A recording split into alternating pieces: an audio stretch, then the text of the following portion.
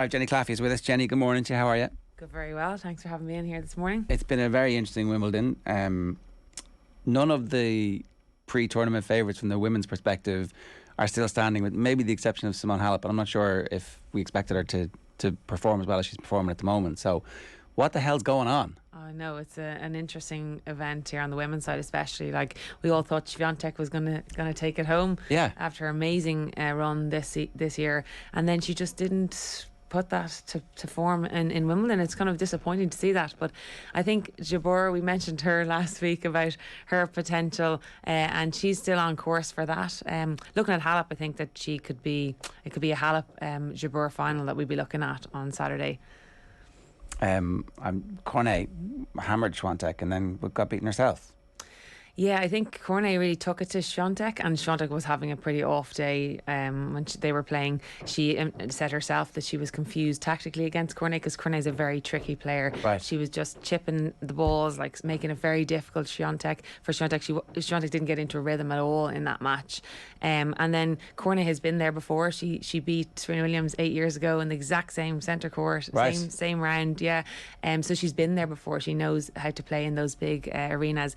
And Swiatek just didn't, even from the first round, Swiatek didn't look very impressive. She never really found her form, and it really showed then against Cornet. It does seem funny that players like Cornet, who can have that big win and then immediately becomes a crowd favourite because you're knocking out one of the favourites, and then straight out next round. We see that a lot in tennis, though, that they make those big wins, and then from there then are not able to emulate that success. Like, they have that huge media attention, and then from there it's just like a drop.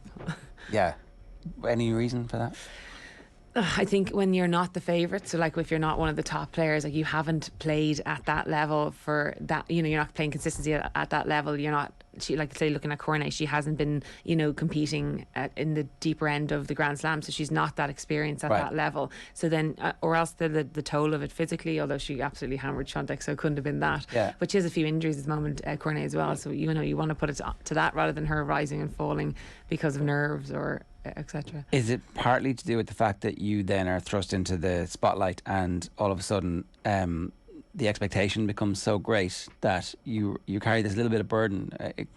I guess I'm trying to ask about the psychological nature of this whole thing, because it does seem as if we're seeing players win sets, for example, against against Djokovic the other night, the Dutch guy who I hadn't heard of before. Yeah.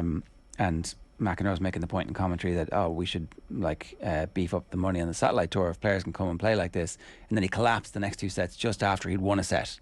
It's like so quick to turn around from Cornet absolutely hammering Swiatek and then beaten the next day and incapable of replicating it. And even within matches we're seeing players incapable of replicating how well they are, because all of a sudden there's like a psychological shift in what they're expected to do from the crowd and what they're expecting themselves to be capable of. Yeah, well, I definitely think that has a part to play in it. Of course, like the psychology, like that Dutch player against Djokovic, it was like his in that moment would be thinking, oh my God, I could actually do something here. I may be able to take it to Djokovic, and then just like that, Djokovic though has that experience and that next gear he can go into to then put him back in his place very quickly. The same with Cornet. The psychological effect of she's beaten the number one seed. This could be her chance, and then she comes up against another opposition who's that bit better maybe. You want to look at it like that, as opposed to it being the psychological collapse. But there is an element of that completely in that they're not in the moment then able to turn it around and emulate the play they have been doing, let's say like the Dutch guy, in the moment, to be able to continue to play and push on. But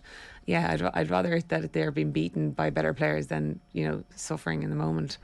Eoin and Ger is the number 3 seed, is that right? Yes. And she's the high seed left, obviously. And after that, the only person who's won this before, or has Halep won it before? Yeah, Halep's won it twice, yeah. So she's the only one who's won it? Yeah, so she's the only last Grand Slam winner left in the women's side of the draw. And which, normally would be like, okay, shoe in for her. But actually, the way things have been going, it's like, well, she's got no chance now. No, you just don't know what's going to happen on the women's side. In one way, it makes it exciting. In another way, it's a bit, we're still looking for that star in the women's game, But looking at it now, the last eight players we have, like, you have Jabeur, obviously she's a standout on the bottom half, and then we have Halep on the top half. So I think, we can't look past Jabeur or Halep, but then there are those other players there, like those two German ladies who are playing today. We've relatively unheard. Both of them are ranked around the top the 100 mark. Like, you never would have seen that coming looking into Wimbledon at all. If you said at the start of the 2 weeks, would you see Swiatek out, you wouldn't have thought that either. So there's been a lot of upsets, which can be exciting now, but I do think the final two we're going to be looking at is Halep and Jabeur. Right. Owen, you're going to be cheering Jabeur on? I might have to, because, you know, let bygones be bygones, and think that could have been me. So maybe I will be supporting her. It'd be great to see a player I played against and beat winning Wimbledon, although quite bittersweet, to be honest. What's this whole experience been like for you? Because when we were chatting last week, I guess, I mean, we weren't quite sure how far she would go into the tournament, but I mean, we're at the business end now and she's still alive. Is this something that's bringing you joy or not? Yeah, in one way, yeah, it is. It's nice to see that, you know, because it's always nice to see. She's playing a girl today as well, Bushkova, who I also played against. So it's cool to see two girls I've played against on tour only a couple of years ago in the quarterfinals of Wimbledon. But yeah, I would be out there supporting Jabeur just because I can claim my claim to fame that I beat her love and love. What's Bushkova like? She's a different kind of player. She's a very steady kind of defensive almost type player. She had an amazing win there in the fourth round, only making 4 unforced errors. So that's really showing the strength in her defensive game and how solid she can be. She has a pretty good backhand, and that's probably her strength, and her ground strokes, and then her serve is fairly solid too. But when I played against her there a few years ago, I remember thinking, this girl is good. I remember seeing her practicing and watching some of her matches, and thinking she's going to be in the top 50, and lo and behold, she is there now. I had a pretty tough game against her. I didn't come out the victor in that one, but I do remember playing her and thinking she's going to be a star of the future. And she's still only quite young now, so there's time for her, and she's making an impressive run here in Wimbledon, and she's had a very good grass court season as well. What is it specifically about her that you saw that day that suggested that she was something different? Is it a skill set? Is it a mentality, or what is it? Yeah, I think the mentality and the attitude. Like, she just had this very intense persona about her. Like, went about her business very professionally, different to the other girls that you see. She just had this intensity about her. That's the one word that comes to my mind when I thought back about what was so good about her. It wasn't necessarily, you know, her game that stood out in the match, or that she didn't, you know, her forehand or backhand wasn't what separated her. It was really the intensity and the attitude she brought to every practice and every match. How do you see that? Is it like about spending time on tour? Is it like playing her a couple of times, or how do you get to appreciate just that level of character that you're talking about there? You can see it. Like, you can see it in the dressing room. You can see it in the way they warm up. You can see it in the way they carry themselves. Like, she was just very, very much like a professional. She kept to herself a lot. She was traveling with her dad at the time, and I think he was her coach, and she was just they stuck together the whole time. They were really just went there about the business and wanted to win, and that's what she was doing. She was annihilating opposition at that time when we were playing. Is there any tennis player at the moment who isn't like that? Is one of the questions I would have. Like, it does seem like it's almost like a prerequisite that there is that sort of like ridiculous level of dedication and determination that's required really for you to try and get to a quarter final at a Grand Slam. Well, I think, you know, you have to have that individual mindset. Being in an individual sport, it is all about what you do, and those small details. Every little detail matters. You know, every day, those incremental gains. You're looking for that 1% every day. Like, you're so driven in an individual sport. But then look at Kyrgios. You know, in the men's game, he doesn't come across as the most professional, and in the way that he carries himself. But you know, I think that most athlete in tennis is going to be like that, driven and motivated. Does that work for Kyrgios, do you think, or do you think that actually holds him back and stops him from achieving what his talent could possibly achieve?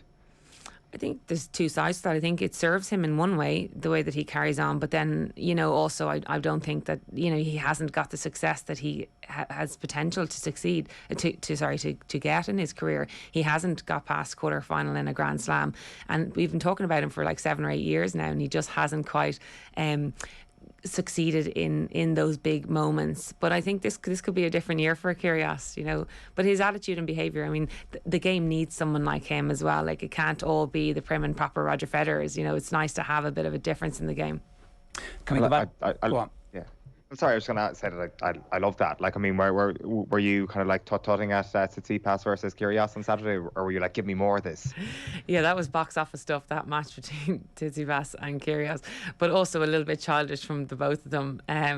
But as I said, that serves Kyrgios, that kind of on-court circus behaviour that he goes on with, and he gets under the skin of his oppositions, and Tsitsipas is guilty of that. He's got to put his hands up and say he let Kyrgios get under his skin and bother him, and ultimately Kyrgios beat him. I'd love to see some stats, some proper analysis on the underarm serves and how successful they are, because there was somebody else was doing 5 or 6 of them in another match, and in the short clip that I saw on Twitter, which let's face it is not exactly chapter and verse and the equivalent of XG, but like it seems to piss people off so much that they inevitably end up losing the point. Yeah, I actually thought the underarm serve wasn't allowed, and then you see them doing it obviously in Wimbledon. That is a tactic just to throw your opponent, solely to throw your opponent. I thought you had to have an injury to serve underarm, but obviously not. And Kyrgios is using that to his advantage. It can be deemed fairly unsportsmanlike though. Oh, totally. Well, that's, like yeah. that. But like it turns out unsportsmanlike is this kind of unwritten code, and so therefore not unless they're going to give you a violation, at which point it's going to be a massive row, because you've decided that this thing which is within the rules is, so I think Kyrgios makes his own rules though, to be honest. Seems to be, yeah. I was definitely on the side that like Tsitsipas hit the ball into the crowd, should have been disqualified. It felt to me like Kyrgios, I've not been his biggest fan here. Colin is his biggest fan here and has been defending him his entire time. He got points. He had a point, right? Yeah, he got a point penalty. No, sorry, he had a point in the argument. Like, this guy just hit the ball into the crowd. If I had done that, a bomb would have gone off here and you would have thrown me out. Yeah, but that's actually true, because Kyrgios, you can see over the course of his career, he has been subjected to many fines, and obviously that's been warranted because of his behaviour. But yeah, in that situation, I think they had a point, but that in the rules of tennis, that is such a grey area. Yeah. It's not black and white. So I think, yeah, if Kyrgios was the one to hit the ball out, it actually hit of the wall and came back and hit a spectator. I thought it did as well. Colin was insisting that it hadn't hit anybody in the back, but I'm pretty sure that like your man ducks, but then I'm like, where did the ball go? We don't see the ricochet on camera. We don't see the ricochet on camera. Pretty sure it hit someone right in the the ball head. doesn't disappear. E equals MC squared, buddy. Anyway, can we go back to Ger, because I wasn't here last week, and so what age were you when you beat Ger? It was I was 20, so that was a few years ago. Yeah, I was playing. We were playing Fed Cup, so she was playing for Tunisia, and I was obviously playing for Ireland in Egypt. And it was 1-1, I think, in the tie. And there's 3 matches, and it came down to that match, and we won. Ireland won. We didn't qualify, but they had actually already won. They'd qualified at that stage. But she, at that as well, she was one of those players that people were talking about. She was very talented. You could see the way she plays now is exactly how she was playing then, with very good like touch, and she's got a lot of variety in her game. And she was, even at that age, she was only maybe 18 at that time. She had a lot of those skills there, and she's gone on and obviously shown that she's capable of the potential that they said she had. She's had a great career and is still kind of peaking at this stage too. So what has allowed her to go from that level to this level, do you think? Was that where she was destined for anyway? Yeah, I think that stage, yes, she was on a course to be a professional tennis player. She's obviously very young at 18, and from there she's progressed, and obviously says she's only now really reaching the potential she's capable of. And I think she's got a good few years ahead of her at the top of the game. She's now the number 3 in the world, and she's got a great game to suit all surfaces, great mentality, and a good athlete. Yeah, I think that she's made for more. 2 other of the women that we should be talking about is Amanda Anisimova. Yeah. So she beat Harmony Tan. Harmony Tan had knocked out Serena. Again, one of those like.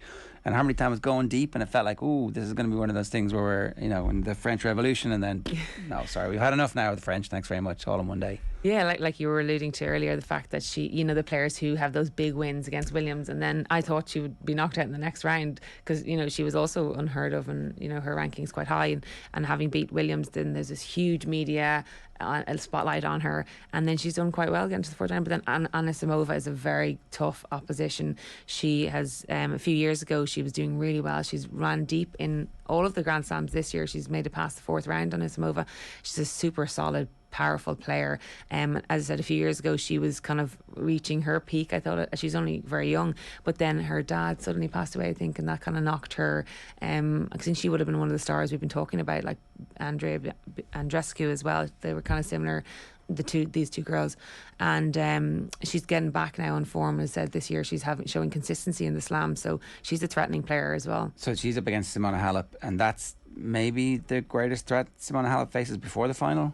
Yeah, I'd say that's probably the best match we're going to see in the women's quarter-final is Anna Samova and Halep, and the two big hitters coming up against each other. But I think Halep has that experience and will be able to edge her in that match. Okay, and Tatiana Maria is the German who is up against Juli Neymar, and Maria's best previous is in the second round, so that's one of those plucky underdog stories. Yeah, that's an interesting matchup between these two Germans, you know, kind of like the old and new. Neymar's only 22, so she's quite young and she's only coming into her career, whereas we have Maria, who is a mother of two. Like this time last year she was only having a baby, and she's shown her best results after she's had her two kids. So she has an 8-year-old now, and I think 8 years ago she got to the fourth round or so in a Grand Slam, and I don't know, maybe there's something in that. But that'll be a match-up again of two different styles of players, but old and new, so it'll be exciting to see. I think Neymar might come through on that one, just with the way that she's playing the game that she has. Okay, Collis, who's going to win the men's? I think it might be Djokovic. Wouldn't it be great to see a Djokovic-Nadal final? That would be very exciting. Although most people want to see a Djokovic-Kyrgios. Could that be a final out there? You know, but I think Djokovic is he's showing his form now. He's coming into himself in Wimbledon. You know, he's had a bit of a rocky season so far with all of the COVID issues, etc. He's still playing pretty well, isn't he? Yeah, annoyingly so. Yeah, he's playing very well. He's really showing Djokovic not of old. He's obviously still playing the way he can play, but I think that he's going to be the man to beat in this tournament. He's having these little rests in matches where he's losing a set, but then immediately comes back and is crushing people with the full range of everything that he can do, like little drop shots, little drop volleys, like absolutely whacking serves. He's been motivated, it looks like, by what Nadal has done. Yeah, well, he's a player with a huge repertoire. You know, he can do pretty much anything from anywhere. He's an amazing defender on the court, but then on a grass court, he's able to really step up and play with power, and he's hitting the ball so powerfully. I was listening to some of the commentators there saying that, you know, when you actually see him on live, the sheer speed of the ball that he's hitting, he's just penetrating through the court and keeping the opponent pushed back, and then like that, then he's able to come up to the net and use his volleys and these amazing drop shots. He's just such an all-round player. It's going to be hard to see anyone beating him this Wimbledon. One last question for you. We saw Alcaraz and Sinner, and it feels like that's the version of the future that hopefully in a couple of years' time we'll be looking back on. Oh, remember that was the start of their rivalry on this court and on a bunch of other courts. Am I grasping a little bit too much? Are they not quite at the level yet where they could be dominant forces in the next couple of years? No, I think you're right. I think that they will be the names that we'll be talking about in years to come, especially Alcaraz. I mean, we've been talking about Sinner for a few years now, and you know, last year he won a Masters title, or he was runner-up in the Masters title, and Masters final, and he's been a player we've been talking about. Sinner, he's got an amazingly powerful game, but then he just went off the boil there a little bit. But Alcaraz is the man, I think, of the future. Definitely, he's the next Spaniard and Nadal. I'm going to say there. He's got a super game. He just didn't take it to the grass courts at all. His movement wasn't very good. He was serving very well, but movement wasn't very good. I didn't think, and I was surprised that Sinner actually beat him, but maybe a little bit of experience on grass had him beating Alcaraz. But these guys will be the stars of the future, definitely, I think. It sets it up nicely for the rest of the year as well. Jenny, good stuff. Thanks a million for joining us. Cheers. Yeah, thank you.